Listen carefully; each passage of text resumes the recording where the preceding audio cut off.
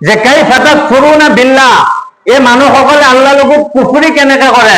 ওয়াকুনতুম আমওয়াতান, যিহেতু মানুহসকল মুৰ্দা আছিলে, ইহঁতৰ অস্তিত্ব নাছিলে, ইহঁতৰ নাম নিশান নাছিলে, ইহঁতৰ পেহচান নাছিলে, ইহঁতৰ চিনাকি নাছিলে।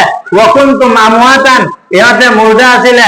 ফাহয়াকুম, তেওঁলোকক মই জিন্দা কৰালো। মুৰ্দা থকা পিছতো ইহঁতে মোৰ লগত কুফৰি কৰে কেনেকে? আল্লাহ তাআজ্জুব হৈ গ'ল। আৰু মুৰ্দা কেনেকুৱা আছিলা? হাল আতা আলাল ইনসানি হিনুম মিনাদ দাহৰ লাম ইয়াকুন শাইআম মাযকুৰা, এটা ইনসানৰ ওপৰত জামানা গ'ল, যি জামানাত আমি একো নাছিলো। মোৰ নাম এতিয়া হৈছে, মই চাকৰি লৈ এতিয়া মাষ্টৰ হৈছো, বা মই এতিয়া কিবা হৈছো, নাম এতিয়া বিয়পিছে, পেহচান মোৰ এতিয়া আহিছে, এতিয়া তাকত আহিছিলে। এটা জামানাত মোৰ যদি আজি 35 বছৰ, তেন্তে 40 বছৰ আগত মই একো নাছিলো। আপুনি যদি 50 বছৰ, তেন্তে 55 বছৰ পিছত যদি আপুনি চাই, আপুনি একো নাছিলে। ওয়াকুনতুম আমওয়াতান, এই মুৰ্দা আছিলে। ফাহয়াকুম, মই জিন্দা কৰালো। কাইফা তাকফুৰুনা, তেওঁ আকৌ কেনেকে কুফৰি কৰে?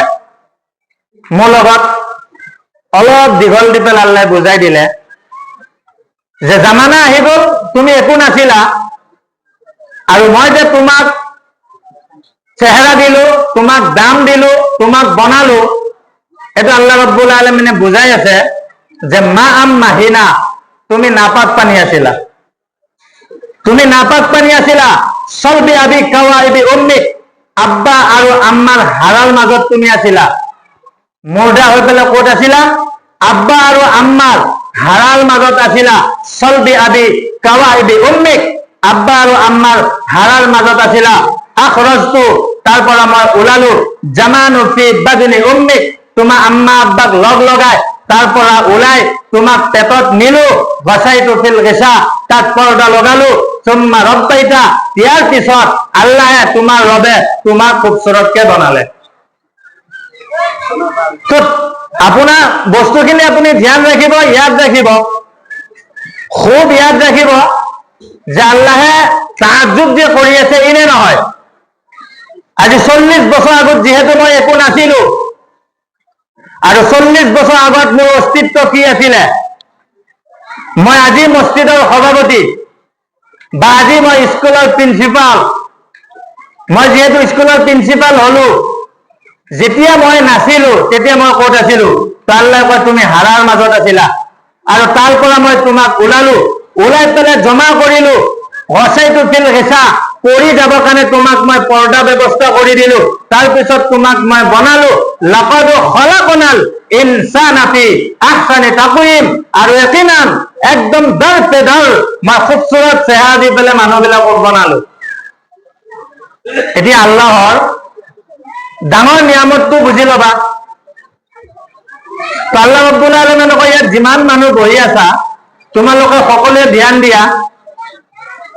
আমি যে ইয়াত বহিছো, তোমালোকে বহি আছা, মই যে তোমালোকক কথা কৈ আছো, এই যিটো আৱাজ, এইটো আল্লাহৰ বহুত ডাঙৰ নিয়ামত হয়। কৈছে দুনিয়াত তেনেকুৱা তাকত ওলোৱা নাই যি নেকি আৱাজটো তোমাক ওলাই দিব। কিডনী ফেল, কাৰোবাৰ কিডনী লগাই পেলাই তোমাক চলাই আছে, আৰু কিবা হৈ আছে, কিবা লগাই দিছে, হাত ভাঙি গ'ল, কিবা ব্যৱস্থা কৰিলে, ভৰি ভাঙি গ'ল, কিবা ব্যৱস্থা কৰি দিলে, চকু ওলাই গ'ল, আৰু কৰবাত কিবা লগালে। কৈছে আৱাজ এনেকুৱা এটা, কৰোৰ হা কৰোৰ মানুহ বিনা আৱাজে পৰি আছে, এতিয়ালৈকে আৱাজটো দিব পৰা নাই। এই যিটো আৱাজ, এইটো যদি আপুনি শুক্ৰিয়া জীৱন ভৰ কৰে, এই শুক্ৰিয়াটো আপোনাৰ শেষ নহব যে আল্লাহ তোমাক যে এটা আৱাজ দিছে। তো সেইকাৰণে আল্লাহ ৰাব্বুল আলামিনে কয় ইমান সুন্দৰকে তোমাক বনালো, ক'ৰ পৰা আনিলো, আনি পেলাই তোমাক ডাঙৰ কৰালো, তোমাক ব্ৰেইন দিলো, তাৰপিছত তোমাক শিক্ষিত কৰালো, তাৰপিছত স্কুলত তোমাক লগালো, তুমি শিক্ষিত হলা, তোমাৰ নাম হ'ল, গোটেই জেগাত তোমাৰ নাম বিয়পি গ'ল। কাইফা তাকফুৰুনা বিল্লাহ, তুমি কেনেকে আল্লাহৰ লগত কুফৰি কৰিব পাৰা? তুমি যদি প্ৰকৃততে হোৱা তেন্তে নোৱাৰা। এজন মানুহে তোমাক বেমাৰত খবৰ লয়, তোমাৰ বিয়া যেতিয়া হৈছিলে তোমাৰ ঘৰৰ, তেওঁ খৰচাবিলাক দিয়ে। তোমাৰ কিডনী ফেল, তেওঁ মেডিকেলত গৈ পেলাই পইচা দি পেলাই তোমাক ঠিক কৰি আনিলে। তোমাক গোটেই খবৰ লোৱাৰ পিছত তেওঁক কিবা এটা কামত তুমি যে তেওঁক মাতিব পাহৰিলা, আমি নিজেই কম যে এই মানুহজনে তেওঁক পাহৰিলে কেনেকে? তেওঁতো পাহৰা বস্তু নাছিলে। তেওঁ কেনেকে পাহৰিব? তেওঁ কোনটো বিপদত মানুহজনক পোৱা নাই, কিন্তু আজি ঘৰত দোৱা এটা কৰিলে, তেখেতক নামাৰিলে। কোনটো সতে তেওঁক নামাতিলে? আমি নিজেই কওঁ যে তেওঁক কিন্তু মাতিব লাগিছিলে।